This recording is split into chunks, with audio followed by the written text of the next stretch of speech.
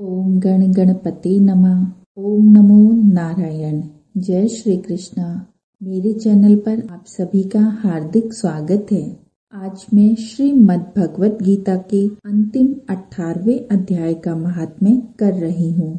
इस अध्याय का नाम है मोक्ष संन्यास योग। पाठ आरंभ करने से पहले जो भी मेरे चैनल पर नए आए हैं उन सभी से ये अनुरोध है कि मेरे चैनल को लाइक, शेयर और सब्सक्राइब कर लें और घंटी के बटन को दबाकर उसे ऑल पर सेट कर लें। श्री पार्वती जी ने कहा, भगवान आपने 17वें अध्याय का महात्म्य बतलाया, अब 18वें अध्याय के महात्म्य का वर्णन कीजिए। श्री महादेव जी ने कहा, गिरि नंदिनी चिन्मय आनंद की धारा बहाने वाले 18वें अध्याय के पावन महात्म्य को जो वेद से भी उत्तम है श्रवण करो।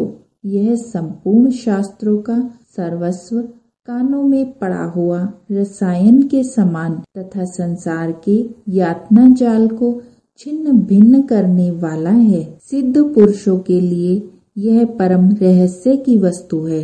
इसमें अविद्या का नाश करने की पूर्ण क्षमता है। यह भगवान विष्णु की चेतना तथा सर्वश्रेष्ठ परम पद है।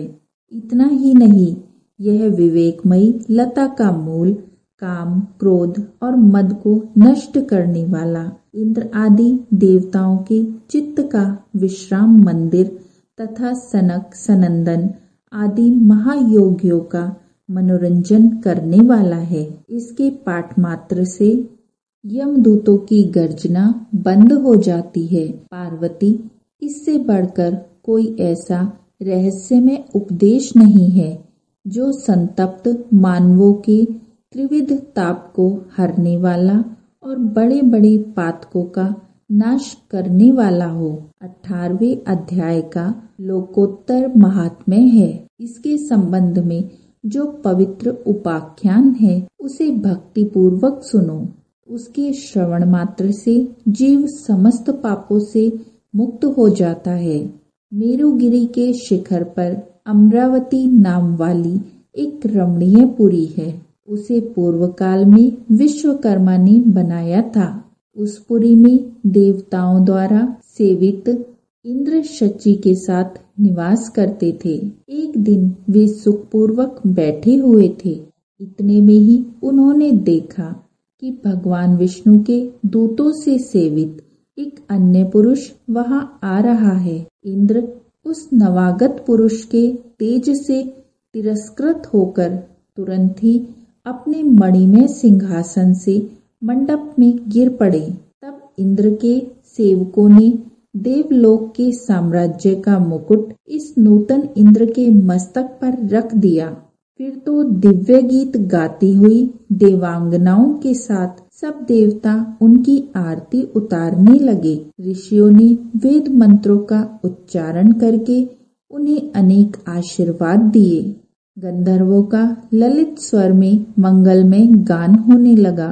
इस प्रकार इस नवीन इंद्र को 100 यज्ञों का अनुष्ठान किए बिना ही नाना प्रकार के उत्सवों से सेवित देखकर पुराने इंद्र को बड़ा विस्मय हुआ।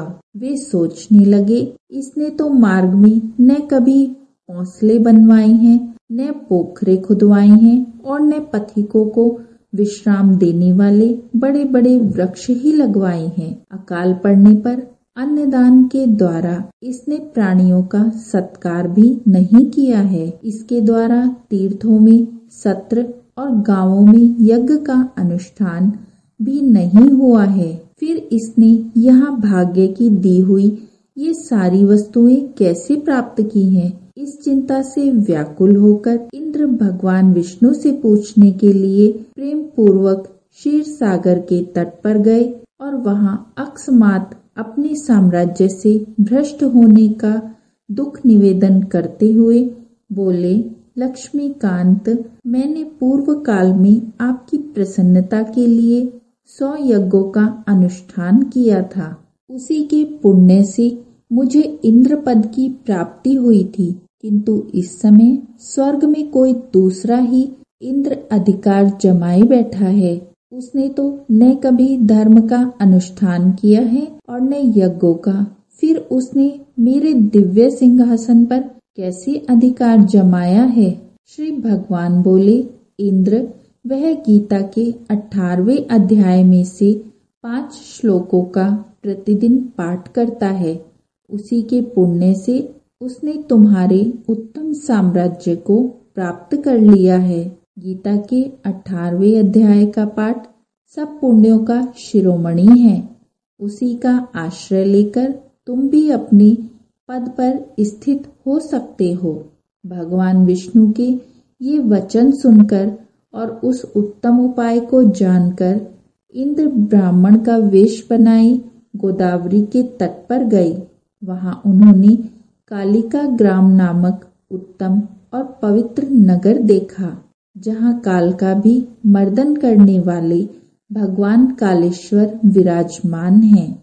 वही गोदावरी तट पर एक परम धर्मात्मा ब्राह्मण बैठे थे, जो बड़े ही दयालु और वेदों के पारंगत विद्वान थे। वे अपने मन को वश में करके प्रतिदिन गीता के 18वें अध्याय का स्वाध्याय किया करते थे।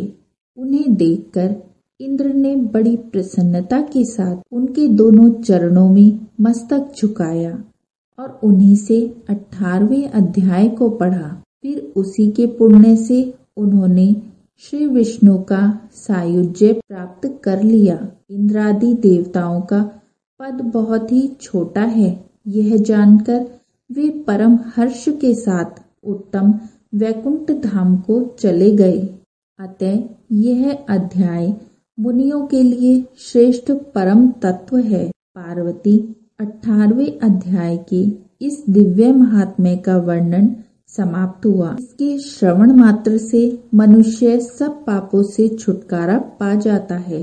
इस प्रकार संपूर्ण गीता का पाप नाशक महात्म्य बतलाया गया। महाभागी जो पुरुष श्रद्धा युक्त होकर इसका श्रवण करता है, वह समस्त यज्ञों का फल पाकर अंत में श्री विष्णु का सायुज्य प्राप्त कर लेता है। तो इस प्रकार ये गीता के 18वें अध्याय अंतिम अध्याय का पाठ महात्म्य अब समाप्त होता है। आशा है आपको पसंद आया होगा। कोई त्रुटि हो गई है तो क्षमा कीजिए। बोलिए नारायण नारायण। जय श्री कृष्णा। नारायण की कृपा सब पर बनी रहे।